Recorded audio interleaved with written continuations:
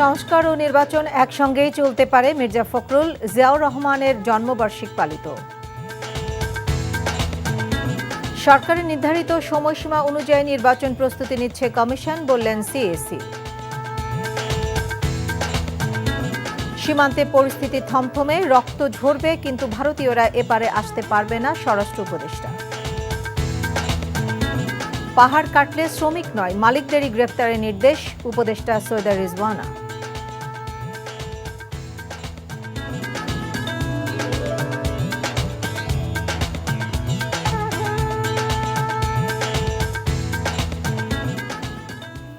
আসসালামু আলাইকুম। নাজনীন আহমেদ স্বাগত জানাচ্ছে এনটিভির দেশের খবরে। ক্রাউন সিমেন্ট শিরোনাম দেখছিলেন, এবারে পুরো খবর।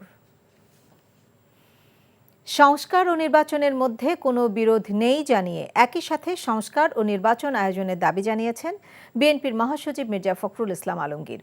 শহীদ রাষ্ট্রপতি জিয়াউর রহমানের মাজারে শ্রদ্ধা জানিয়ে একথা বলেন বিএনপি মহাসচিব।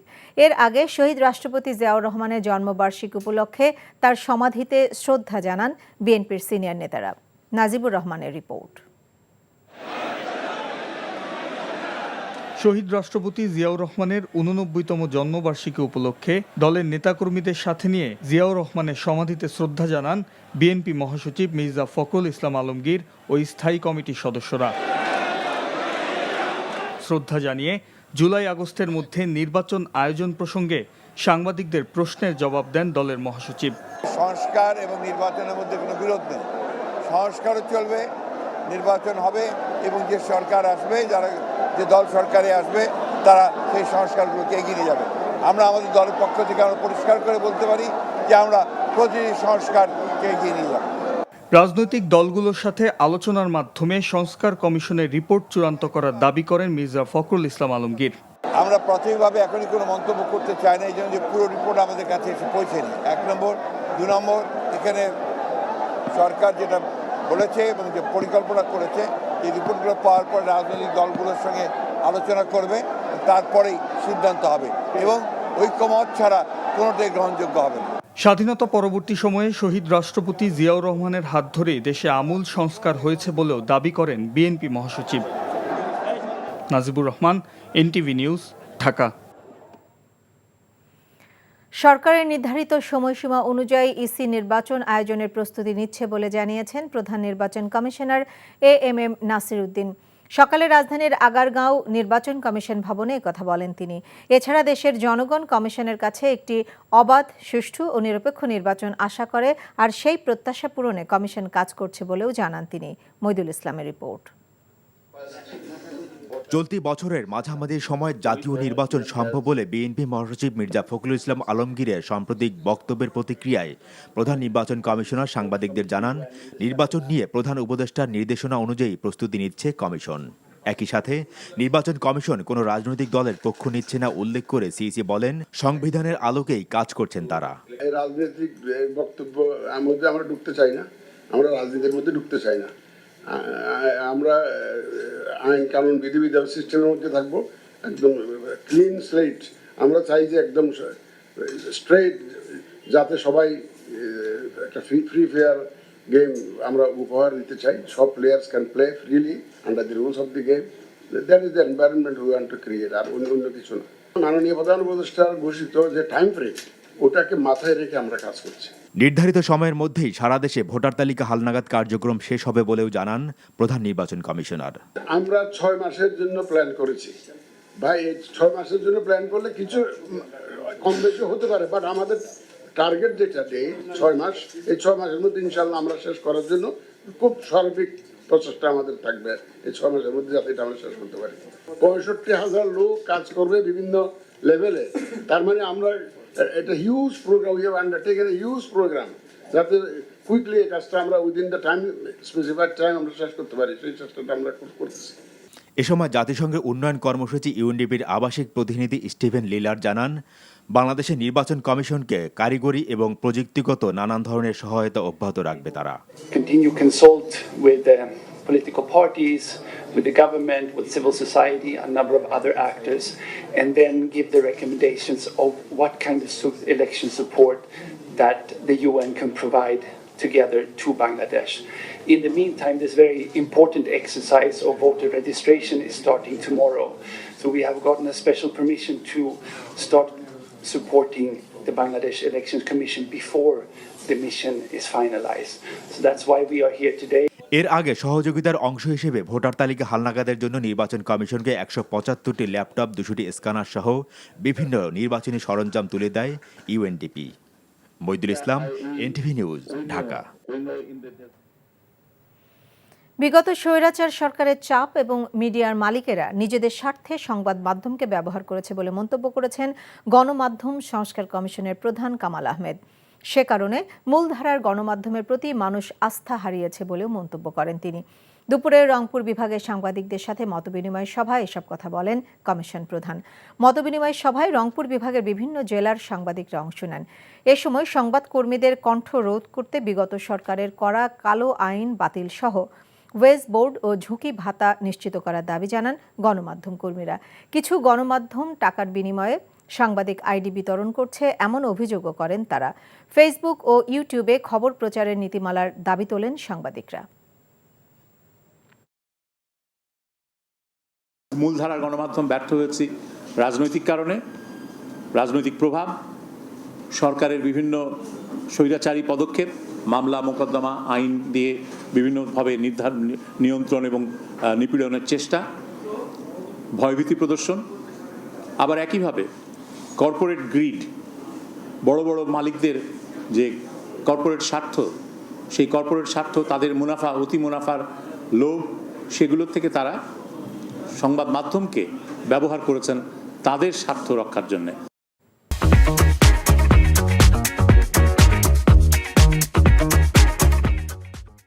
চাঁপাইনবাবগঞ্জের শিবগঞ্জ উপজেলার চৌকা সীমান্তে গাছ কাটা নিয়ে ভারত ও বাংলাদেশের দুই গ্রামবাসীর মধ্যে সংঘর্ষের পর এলাকায় থমথমে পরিস্থিতি বিরাজ করছে। ফের সংঘর্ষ এড়াতে দুদেশের সীমান্তরক্ষী বাহিনী, বিজিবি ও বিএসএফের টহল জোরদার করা হয়েছে। চাঁপাইনবাবগঞ্জ থেকে শহীদুল হুদা অলোকের পাঠানো রিপোর্টে বিস্তারিত। বাংলাদেশ ভারত সীমান্তে চলমান অস্থিরতার মাঝেই দুদেশের গ্রামবাসীর মধ্যে সংঘর্ষ। শনিবার দিনভর উত্তেজনা, উত্তপ্ত পরিস্থিতির পর এখন অনেকটা শান্ত সেই সীমান্ত। চাঁপাইনবাবগঞ্জের শিবগঞ্জ উপজেলার চৌকা সীমান্তে রোববার সকাল থেকে দেখা যায় সাধারণ মানুষের সীমিত চলাচল। কৃষক, শ্রমিকরা কাজ করছেন জমিতে, তবে 0 পয়েন্ট এড়িয়ে চলার আহ্বান জানিয়েছে বিজিবি। স্থানীয় অনেকের মধ্যে রয়েছে চাপা আতঙ্ক। যে বন্ধের হোক, দুপাটে আমরা শান্তি চাই। আমরা কৃষক মানুষ, আমরা আবাদে যেতে পাই না, হ্যাঁ, ফসল নষ্ট হয়ে তাও যেতে পাই না। সকাল থেকে বিজেপি যখন অনুমতি দিয়েছে যে কৃষক ছাড়া কেউ যেন ভিতরে না যায়, কৃষকেরাই এসে কাজ কাম করতেছে। যে আমাদের যে কৃষকের যে ফসলগুলা কষ্ট করে ফসলগুলা করা হয়েছে, এই ফসলগুলা নষ্ট করে দিয়েছে। এদিকে বাংলাদেশ ভারত সীমান্তে সতর্ক অবস্থানে রয়েছে দুদেশের সীমান্তরক্ষী বাহিনী। জোরদার করা হয়েছে টহল। সীমান্ত এলাকায় উত্তেজনা হলে আলটিমেটলি এই এলাকার কৃষকের ক্ষতি হচ্ছে। তো এই এলাকায় যেন উত্তেজনা না হয়, উত্তেজনা প্রশমিত করার জন্য আমরা কাজ করছি এবং বর্ডারে এটাই আমাদের কাজ, যে কোনো পরিস্থিতি নিয়ন্ত্রণ করার জন্য B G B we are trained for this. B G B ও এলাকাবাসী জানান, শনিবার ভোরে শিবগঞ্জের বিনোদপুর ইউনিয়নের চৌকা ও কিরণগঞ্জ সীমান্তের মাঝামাঝি এলাকায় বাংলাদেশি দুই যুবক ঘাস কাটতে গেলে ভারতীয় অংশের গমের ফসল নষ্ট করার অভিযোগ তুলে তাদের মারধর করে ভারতীয়রা। এরপর দুদেশের গ্রামবাসীর সংঘর্ষে আহত হয় 4 বাংলাদেশি। এ সময় সীমান্তের ওপার থেকে বাংলাদেশিদের ওপর ককটেল ও সাউন্ড গ্রেনেড ছোড়া হয়। বিকেলে বিএসএফ বিজিবির মধ্যে পতাকা বৈঠকের পর পরিস্থিতি শান্ত হয়। বিশ্লেষকরা বলছেন, সীমান্তে ফেলানি সহ বিভিন্ন হত্যাকাণ্ড ক্ষোভের জন্ম দিয়েছে বাংলাদেশিদের মধ্যে। সেই আগুনে ঘি ঢেলেছে বিএসএফের সাম্প্রতিক কার্যকলাপ এবং সীমান্তে তাদের নতুন পদক্ষেপ। NTV news desk. আন্তর্জাতিক আইন অনুযায়ী সীমান্তে বিজিবি তৎপর আছে উল্লেখ করে স্বরাষ্ট্র উপদেষ্টা অবসরপ্রাপ্ত লেফটেন্যান্ট জেনারেল জাহাঙ্গীর আলম চৌধুরী বলেছেন, সীমান্তে দেশের এক বিন্দু স্বার্থ ছাড় দেয়া হবে না। সকালে রাজধানীর তেজগাঁওয়ে ভূমি ভবনে আয়োজিত এক অনুষ্ঠানে তিনি একথা বলেন। অন্তর্বর্তী সরকারের পদক্ষেপ তো দেখছেনই। আগে যেহেতু কোনো পদক্ষেপ ছিল না, এই জন্য কোনো রকম বর্ডারে কোনো কিছু হয় নাই। এখন যেহেতু আপনি পদক্ষেপ নিচ্ছেন দেখি তো এইসব ঘটনা ঘটছে। আমাদের জনগণ সবসময় আমাদের সাহায্য করে যাচ্ছে। এই জনগণের এই সাহায্য এবং সহযোগিতা সবসময় থাকবে এবং বিজিবি কিন্তু সবসময় সীমান্তে রাট আছে এবং আমাদের সীমান্ত সম্পূর্ণভাবে সুরক্ষিত আছে। এই সীমান্ত এই সাইডে কেউ কোনো দিনই আসতে পারবে না। আমরা যতদিন বেঁচে থাকি আমাদের রক্ত ঝরবে কিন্তু সীমান্ত সুরক্ষা থাকবে।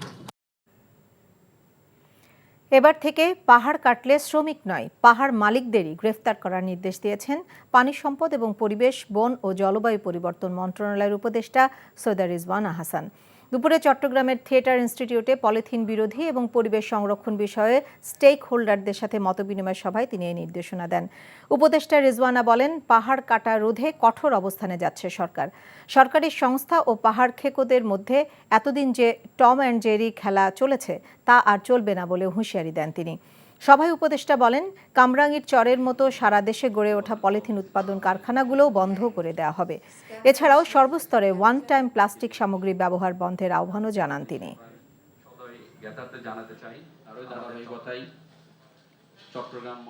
রাত্রেবেলা জায়গা পাহারা দেবেন, এটা আপনার দায়িত্ব, এটা সরকারের আইন। 9টা 5টা অফিস কোনো প্রজাতন্ত্রের কর্মচারী করতে পারে না। সে বলতে পারবে না আমার অফিস টাইম 9টা 5টা, তাকে সবসময় প্রজাতন্ত্রের সেবায় থাকতে হবে। আপনারা পাহাড় কাটায় আমরা একটা তালিকা নিয়েছি, বিভাগীয় কমিশনার মহোদয় একটা তালিকা করে দিয়েছেন। আমরা বারবার বলেছি তালিকায় মালিকদের নাম দেবেন, ওনারা দেন নাই। এখন বলেছি ওই তালিকা পূর্ণ করে মালিকদের নাম দেন। চট্টগ্রামের জলাবদ্ধতা নিরসনে চলমান প্রকল্প সংশ্লিষ্ট প্রতিষ্ঠান সমূহের প্রতিনিধিদের সাথে বৈঠক করেছেন অন্তর্বর্তী সরকারের 3 উপদেষ্টা। বিকেলে চট্টগ্রাম সার্কিট হাউসে অনুষ্ঠিত সভায় অংশ নেন বিদ্যুৎ ও জ্বালানি উপদেষ্টা ডক্টর ফাউজুল করিম খান, পরিবেশ ও বন মন্ত্রণালয় উপদেষ্টা সৈয়দ রিজওয়ানা হাসান ও মুক্তিযুদ্ধ মন্ত্রণালয় বিষয়ক উপদেষ্টা ফারুকী আজম। বৈঠকে প্রকল্প বাস্তবায়নকারী সংস্থা সেনাবাহিনীর পক্ষ থেকে জানানো হয়, চট্টগ্রাম নগরীর জলাবদ্ধতা নিরসনে 36টি খাল সংস্কারের মধ্যে 19টি খালের কাজ শেষ হয়েছে। বাকি খালগুলোর কাজ সম্পন্ন করতে কাজের গতি বাড়ানো হয়েছে। তবে আশা করছেন আগামী বর্ষার আগে দৃশ্যমান অগ্রগতি হবে।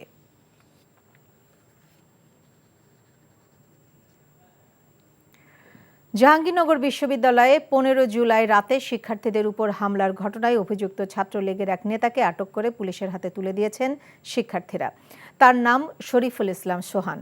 তিনি পরিবেশ বিজ্ঞান 49 ব্যাচের শিক্ষার্থী এবং কামাল উদ্দিন হলের আবাসিক ছাত্র ছিলেন। ছাত্রলীগ নেতা সোহান রোববার পরীক্ষা দিতে আসলে তাকে প্রক্টোরিয়াল বডির সহায়তায় আটক করে পুলিশে দেয় সাধারণ শিক্ষার্থীরা। এ সময় তাকে মারধরও করে ক্ষুব্ধ শিক্ষার্থীদের কেউ কেউ। বিষয়টি নিশ্চিত করে বিশ্ববিদ্যালয়ের প্রক্টর অধ্যাপক কে এম রাশিদুল আলম জানান, সোহানকে সতর্ক করা হয়েছিল, কিন্তু তাদের সতর্কতা আমলে নেয়নি এই ছাত্রলীগ নেতা।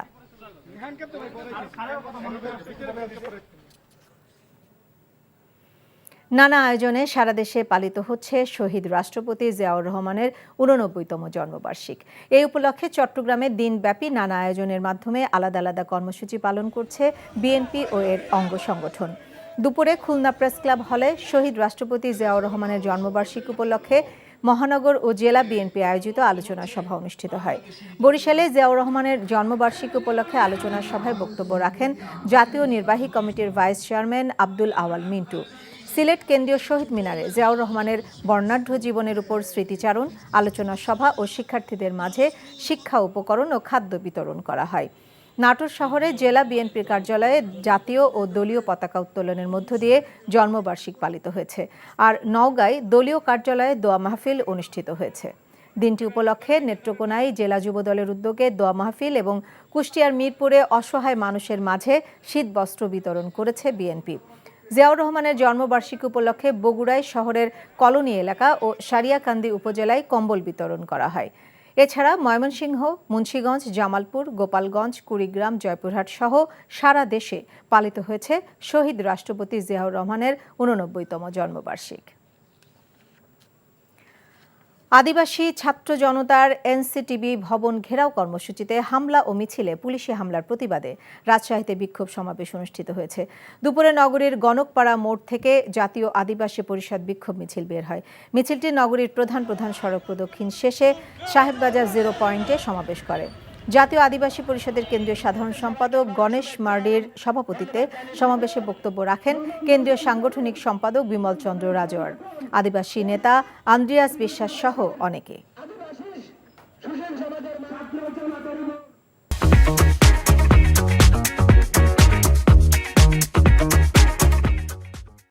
খাগড়াছড়িতে চেঙ্গি নদী থেকে অনুমোদনহীনভাবে বালু উত্তোলন করায় অভিযুক্তকে আর্থিক জরিমানা করেছে উপজেলা প্রশাসন। দুপুরে জেলা সদরের কালাডেবা এলাকার চেঙ্গি নদীর পাড়ে অভিযান চালায় উপজেলা নির্বাহী কর্মকর্তা সুজন চন্দ্র রায়।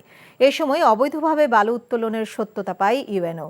পরে খোঁজ খবর নিয়ে অভিযুক্ত ব্যক্তি ওই এলাকার সাবেক কমিশনার ও মারমা সংগঠনের নেতা মাংসাথওয়াই চৌধুরীকে তলব করা হয়। জিজ্ঞাসাবাদ করে তাকে 50,000 টাকার আর্থিক জরিমানা করেন ইউএনও।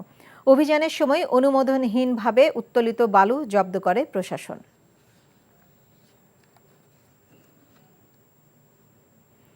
বৈষম্য বিরোধী ছাত্র আন্দোলনে শিক্ষার্থী হত্যা মামলার আসামি রায়হান কবির ভূঁইয়া সুমন ও তার ছোট ভাই মহসিন কবির ভূঁইয়া সবুজকে গ্রেপ্তারের দাবিতে নারায়ণগঞ্জের রূপগঞ্জে মানববন্ধন করেছে এলাকাবাসী। দুপুরে উপজেলার ঢাকা সিলেট মহাসড়কে এই কর্মসূচি পালন করেন তারা। মানববন্ধনে বক্তারা বলেন, গত 25শে ডিসেম্বর স্থানীয় আওয়ামী লীগ নেতা জাহাঙ্গীর কবির ভূঁইয়া ও যুবলীগ নেতা রায়হান কবির ভূঁইয়া সুমন জমি সংক্রান্ত বিরোধের জেরে সন্ত্রাসী বাহিনী নিয়ে মিলন নামে এক ব্যক্তির বাড়িতে হামলা, ভাঙচুর ও লুটপাট চালায়। পরে এলাকাবাসী সুমনকে আটক করে পুলিশের সোপর্দ করে। পরে পুলিশ মোটা অঙ্কের টাকার বিনিময়ে তাকে ছেড়ে দেয় বলে অভিযোগ করেন বক্তারা। সুবিধাবঞ্চিত 30 শিশু আকাশে ওড়ার ও কক্সবাজার ভ্রমণের সুযোগ করে দিল বেসরকারি বিমান সংস্থা নোভোএয়ার। সংস্থাটির 12 বছর পূর্তি উপলক্ষে ঢাকা বিমানে ভ্রমণের সুযোগ পায় শিশুরা। কক্সবাজার সমুদ্র সৈকত পরিষ্কার কার্যক্রমে অংশ নেয় তারা। বাংলাদেশ বিমান বাহিনীর ঘাঁটি, কক্সবাজার রেলওয়ে স্টেশন এবং সমুদ্র সৈকতে আনন্দ ঘন সময় কাটায় তারা। অংশ নেওয়া শিশুরা জানায়, কক্সবাজারে এমন যাত্রায় তারা আনন্দিত। আকাশে ওড়ার স্বপ্ন পূরণে তারা কৃতজ্ঞতা জানায় আয়োজকদের। শিরোনামগুলো আরেকবার।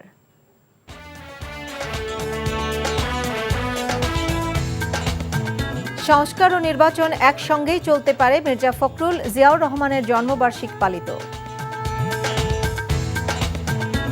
সরকারের নির্ধারিত সময়সীমা অনুযায়ী নির্বাচনের প্রস্তুতি নিচ্ছে কমিশন, বললেন সিএসি। সীমান্তে পরিস্থিতি থমথমে, রক্ত ঝরবে কিন্তু ভারতীয়রা এপারে আসতে পারবে না, স্বরাষ্ট্র উপদেষ্টা। পাহাড় কাটলে শ্রমিক নয়, মালিকদেরই গ্রেপ্তারের নির্দেশ, উপদেষ্টা সৈয়দা রিজওয়ানা। এই ছিল দেশের খবরে। এই খবরের ভিডিও সহ আপডেট জানতে ভিজিট করুন এনটিভি অনলাইন www.ntvbt.com। এছাড়াও এনটিভি জনপ্রিয় সব অনুষ্ঠান ও খবরের আপডেট জানতে ভিজিট করুন আমাদের ইউটিউব ও ভেরিফাইড ফেসবুক পেজ। 6টায় ইভিনিং নিউজ দেখার আমন্ত্রণ রইল। সবাইকে ধন্যবাদ।